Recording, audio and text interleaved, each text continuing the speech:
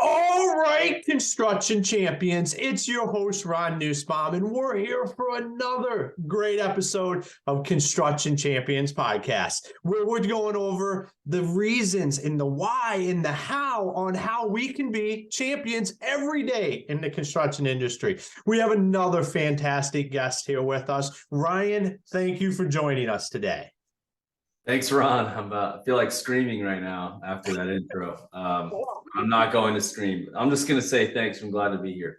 There we go. Thank you. I appreciate it. I know all of our listeners out there appreciate it as well. So why don't you take some time here and let all the construction champions out there know, who you are, what you do, and kind of your story. Yeah, so I'm Ryan Groth. I'm the founder and CEO of Sales Transformation Group. So we go by STG for short. We're a sales training and coaching and consulting platform company. We work with any company in the trade industries, even manufacturers and suppliers, even in helping them level up and professionalize their sales organizations. A lot of companies in our industry struggle with training and coaching salespeople. They have really undefined processes, and they kind of just fly by the seat of their pants, right? It's the wild, wild west. And so what that does is it causes inconsistent pipeline and poor closing ratios and up and down revenues. And they just can't grow predictably the way they want or the way they originally dreamed of when they started the business. So what we do is we help come alongside companies that do that. I started and got into all this. My parents, dating back, years ago, my mom and stepdad started a construction company. I saw them grow and have success. I saw them fail, go bankrupt, and it impacted me. I also, in my journey, decided to go play sports. I played baseball collegially and a little bit professionally. And then after that, my parents' business wasn't around, and I was like, man, I wanted to be a part of that and help it go to the next level, because I saw some of the fruit of their labor early on. It was really exciting.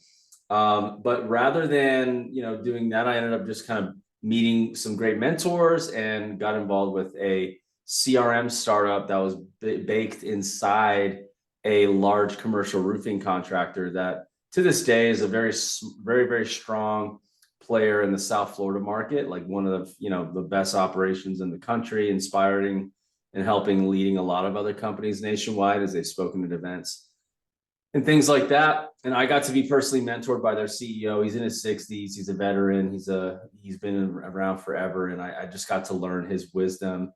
And I started to help companies in the industry outside of CRM implementation, and really started getting into coaching and training dating back in 2013. So it's almost 10 years now for me in the space, in a voice and a seat of authority and influence to help companies get better with the laboratory of this large commercial roofing company. Is kind of like my laboratory where I cut my teeth.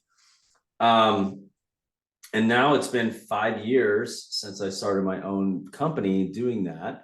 And so basically what we do is, like I said earlier, we're a platform to help companies grow.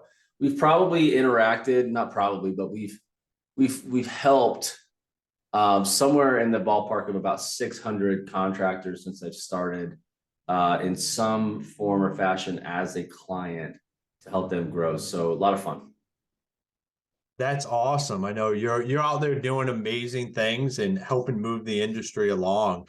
I love the story. I follow you on in LinkedIn and everything. You guys are doing amazing things right there, moving the industry forward, which is what we need to do. I mean, that's what we're here to do. That's what we're here to talk about on Construction Champions. So we're going to get right into it.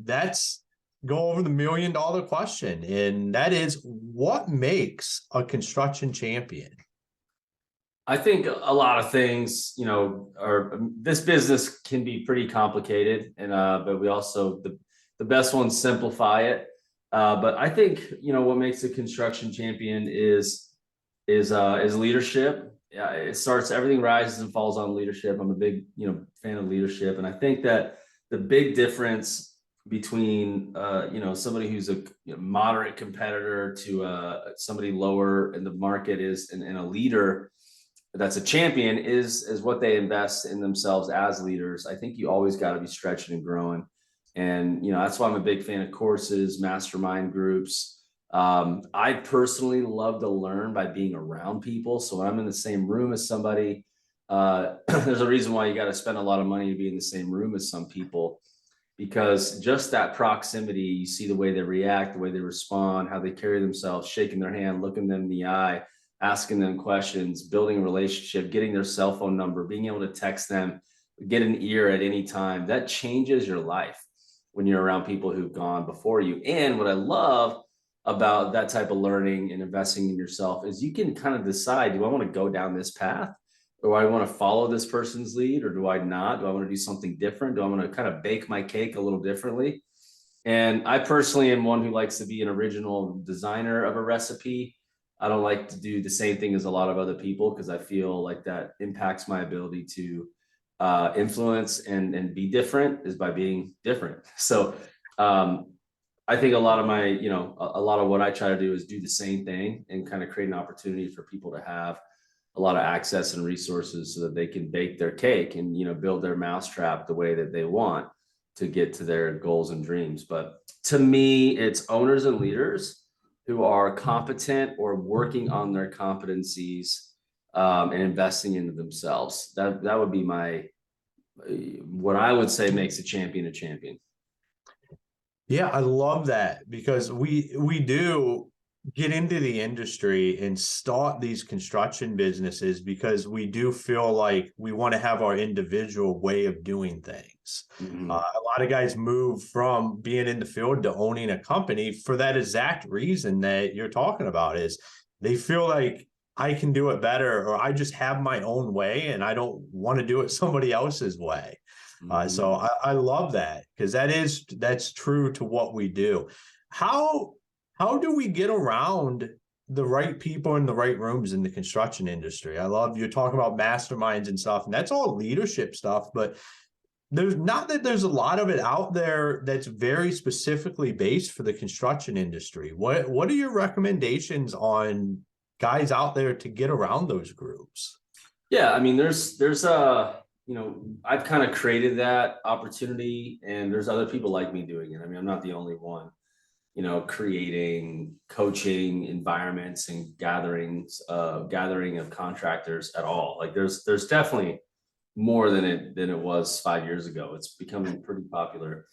But no, I mean, like, to me, if you want to get around people, I mean, you should typically, if like, you just need to go to an event, and go to an event that's going to attract the type of people you want to be like. So I've in the past, and as I'm growing, it's changing, but I try to attract the higher level of the market. I typically find that, my personality matches well with kind of more advanced contractors and business owners. Maybe that's because of my mentoring, by being mentored by that contractor in South Florida. I mean, he's probably $50 to $60 million company. There's just a different level of thinking and presence around that person than there is a guy that's, can't break 2 million. And so if you want to be around an event, try to just look at the type of companies that are going there. And typically the best companies are being highlighted. So if you want to see, for example, my conferences, I've had, I got multiple companies that are being highlighted as I'll have them speak and share, and they're usually my best, customers or relationships, and they're going to be farther along than everybody else, by and large.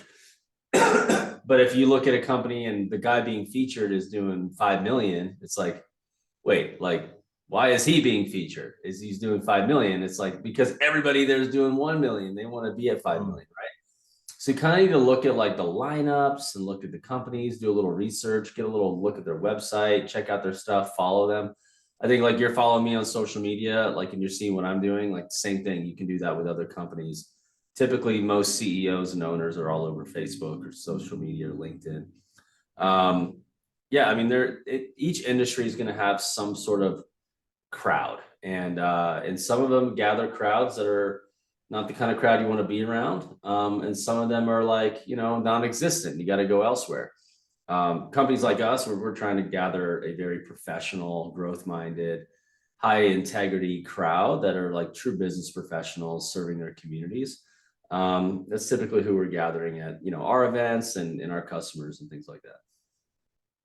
That's awesome. And I love that the nugget that you dropped in there is who's being highlighted. Like that's something we have to look at. Like, because you don't want to be the $5 million guy going to a conference with a bunch of $3 million guys. Like that's not, unless you just want to be the big man in the room and you're not trying to go anywhere, which I don't think those people are listening to this podcast right now. That's not exactly our demographic and reach. We want people that are wanting to do better and get better. So that involves getting in rooms with people that are at the next level or the next few levels up on where do you want to go? How do you want to get there? And I love when you're talking about bringing together a more professional network, people that want to have high integrity, be in that room. And, that's that mindset. I know we've talked in the past about changing the overall mindset around the construction industry and how do we have an impact that goes beyond just like this conversation right here. How do we actually start to change the mindset of what people think of the industry? Because, a lot of the guys I know are the best guys I've ever met. They'll give you the shirt off their back, but we let this reputation perceive and just go on year after year. And I'm excited that you're bringing together groups of guys that are out there changing that. Yeah, there's some incredible people in this industry, some amazing people that love their families, that are great husbands, great moms, great leaders in society, make a great impact. Yeah, and those people, thankfully, there's media publications that kind of, expose the ones that aren't great. They don't last. Yeah, there's a lot of good going on in our industry. It's an honor to know a lot of these folks. It's a lot of fun. Yeah. What do you think has kind of been the shift as you're on the cusp of leading the shift to a more professional industry? What do you think has kind of been the thing that got the ball rolling, and where do you see us going? Yeah, I think that the first thing is exposure and highlighting the professional companies, because there always has been professionals that happen to be doing construction. Like it's always been there. It's not like, people that are doing things at a high level of professionalism haven't ever been around. They've been there. So I think first off is just like exposure, things like top 100 lists and, kind of starting to highlight excellence in the industry has created some, it's gotten the competitive juices flowing of the industry leaders, and they have an obligation and like a duty and a mission to continue to like remain in that spot, because a lot of them have a little bit of ego. Of course they're the competitors. Not just like, that they want to win. They love their brand. They're proud of their team. Shoot, like it's a lot of fun, right? So you got that. I think that first is just the exposure and the highlight and the recognizing of companies being great. And then that starts to put a target on everybody's backs that are being highlighted. And then there starts to be increasing pressure on how to become better. So then you got the desire to be better. And so then you have to innovate. So that's when adopting technology has probably been the next biggest thing has been, what technologies are giving somebody a cutting edge. And then education.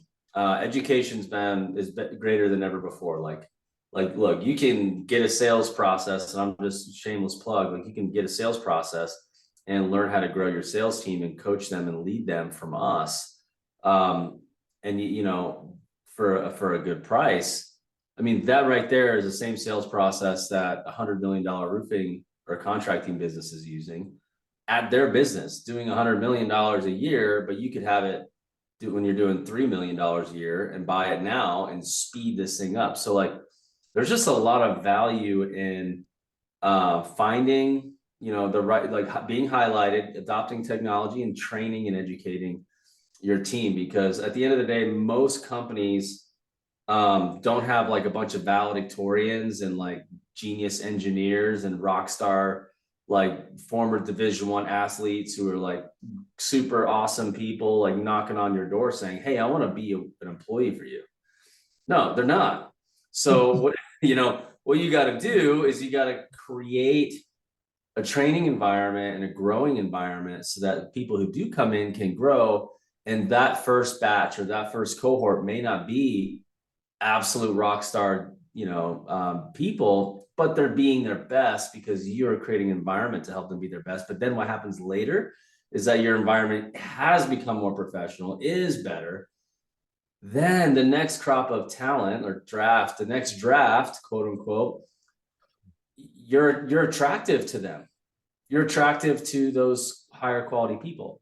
People getting laid off right now in technology companies, you could gobble up if you had a growth minded environment and they didn't come in and say, what is this place? And they're like, this place is pretty sweet.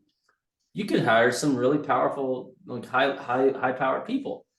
So that was a long answer, but I think it's industry recognition and like raising the bar and like competitive, the competitive environment that comes with that, and then technology, and then training and education.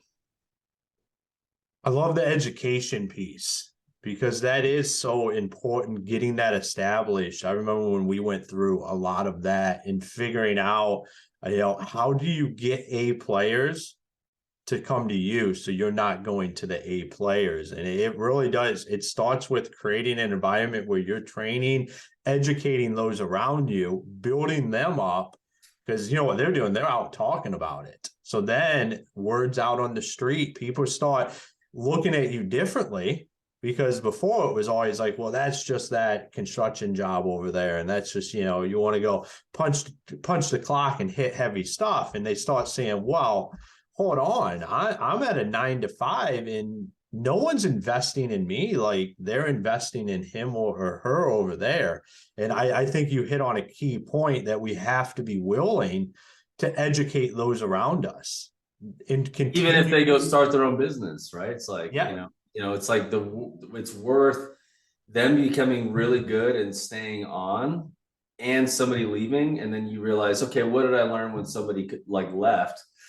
What could I have done differently? It's, at least you invested into everybody growing. And then I just think it's, I just look at sports, man, I've always looked at sports, and I was a Division I walk-on to a junior college walk-on to a junior college scholarship player that just got drafted by the Pirates. And I said, I want to be a big leaguer.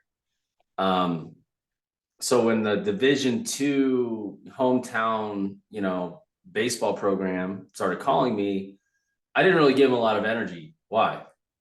Well, they didn't produce the type of success stories that gave me the confidence to enter that program as well, right? For example, like how many big leaguers came out of Florida Tech, FIT?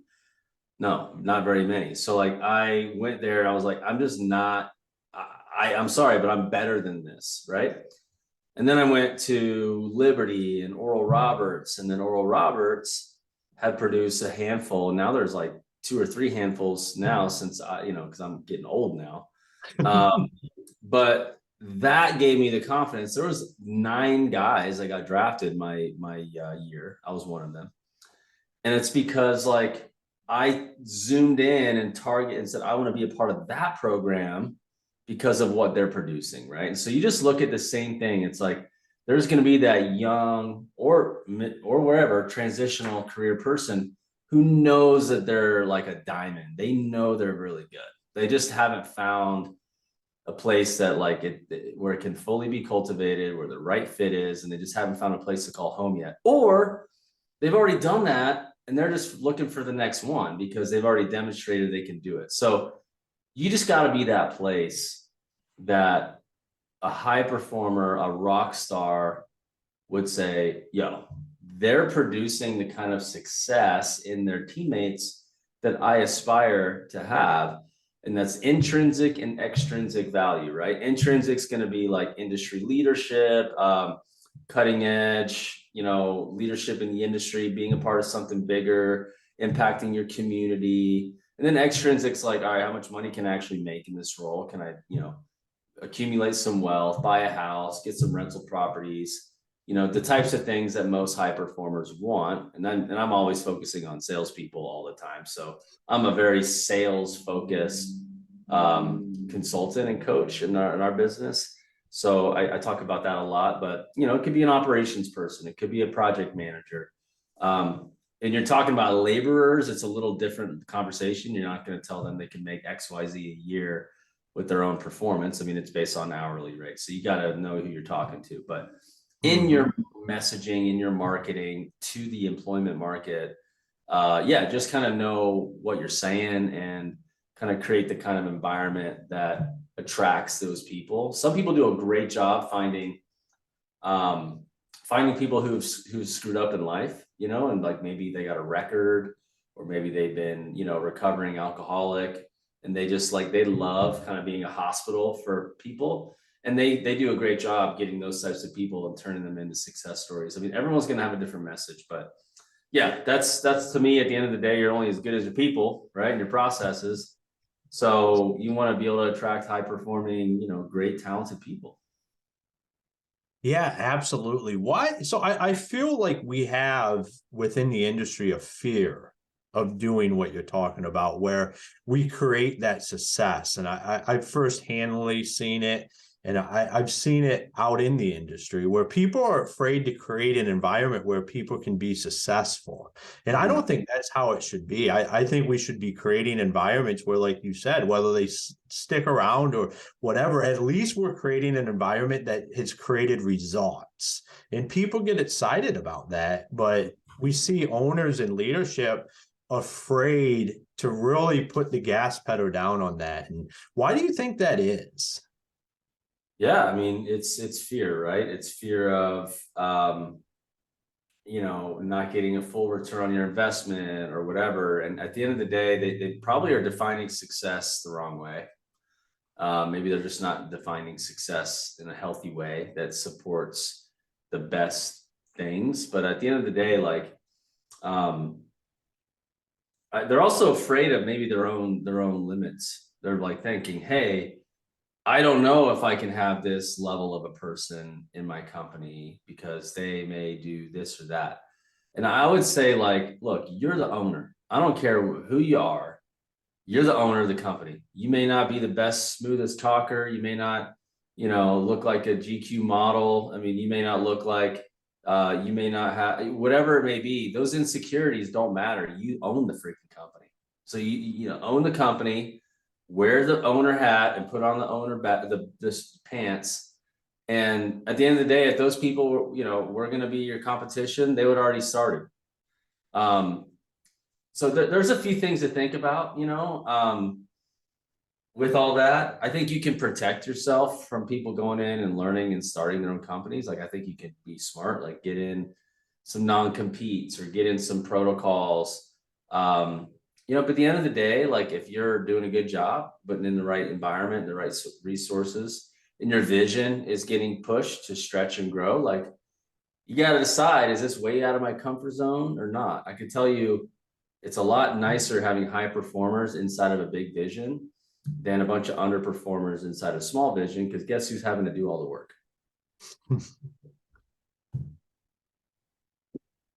I love it. I think some of that stuff you just said right there is a real mic drop moment for a lot of the owners out there and listening. Like, how do you define success?